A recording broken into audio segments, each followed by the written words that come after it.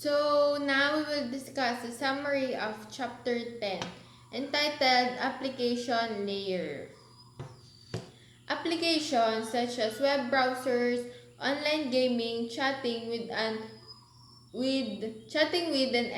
emailing friends enables us to send and receive data with a relative ease.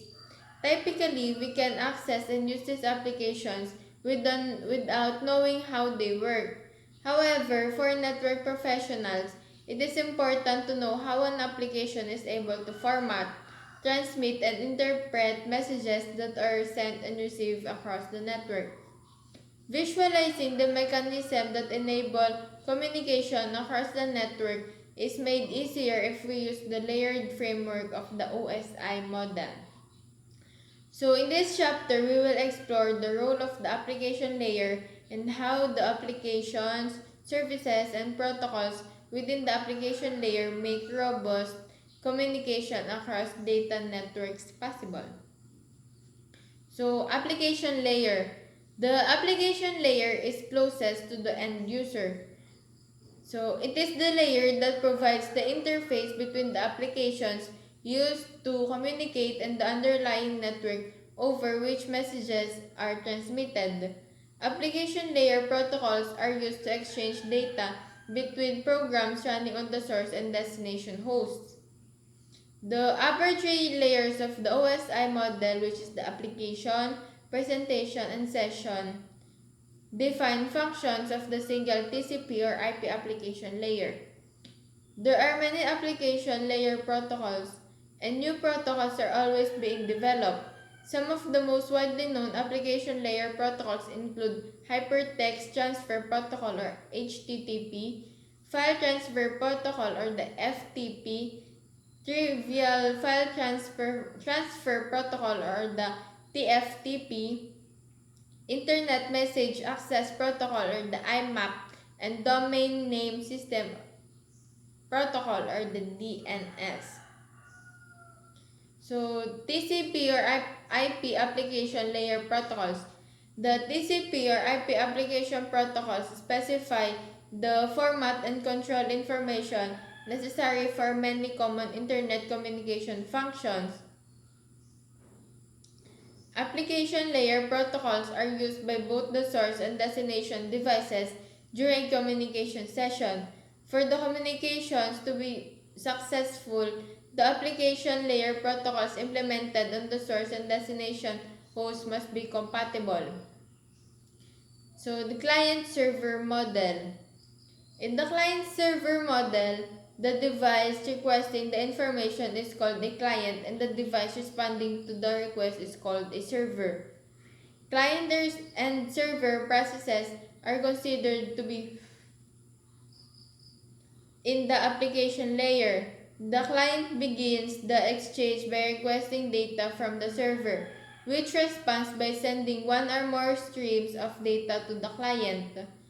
Application layer protocols describe the format of the requests and responses between clients and the servers. And in addition to the actual data transfer, this exchange may also require user authentication and the identification of a data file to be transferred. One example of a client-server network is using an ISP email service to send, receive, and store email.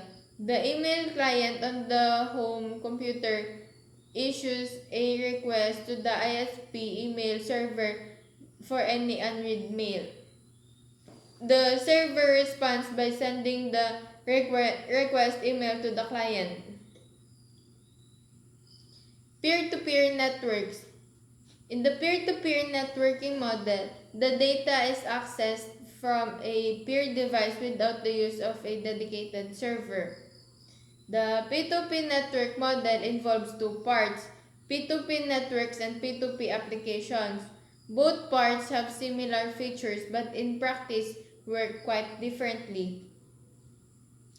In a P2P network, two or more computers are connected via a network and can share resources, such as printers and files. with having a dedicated server. Each connected end devices known as a peer can function as both a server and a client. One computer might assume the role of the server for one transaction while simultaneously serving as a client for another. The roles of client and server are set on a peer request basis. A simple example of P2P networking is this. In addition to sharing files, and networks such as this one would allow users to enable network games or share an internet network. Email protocols. One of the primary services offered by an ISP is emailing hosting.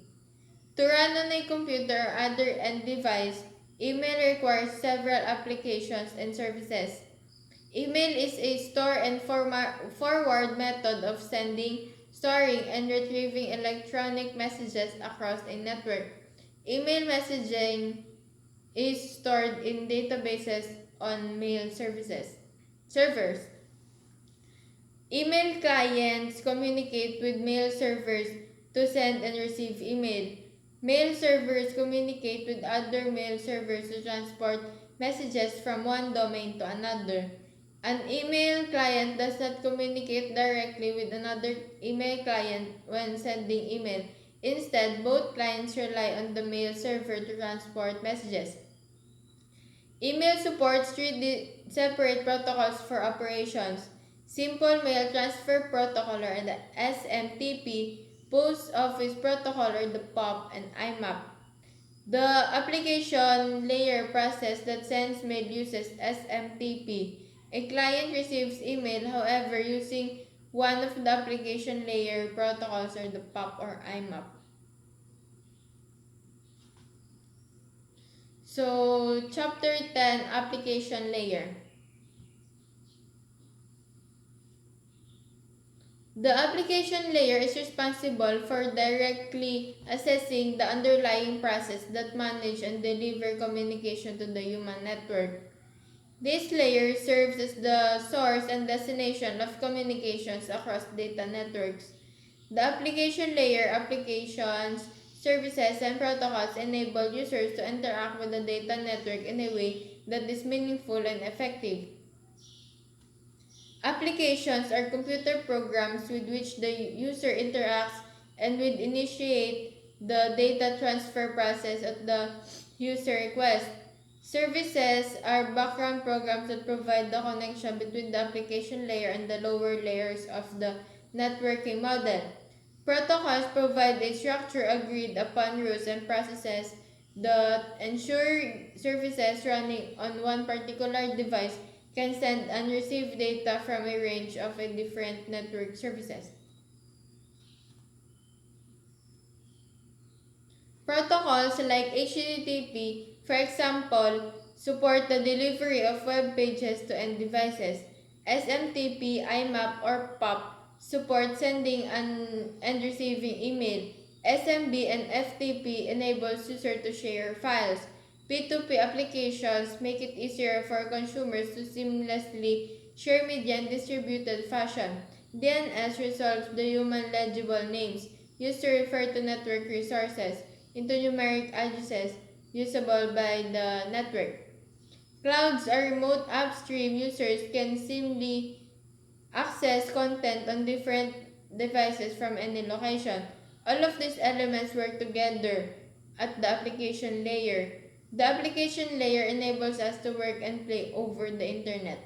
So that's the summary for chapter 10, and I hope you learn a lot.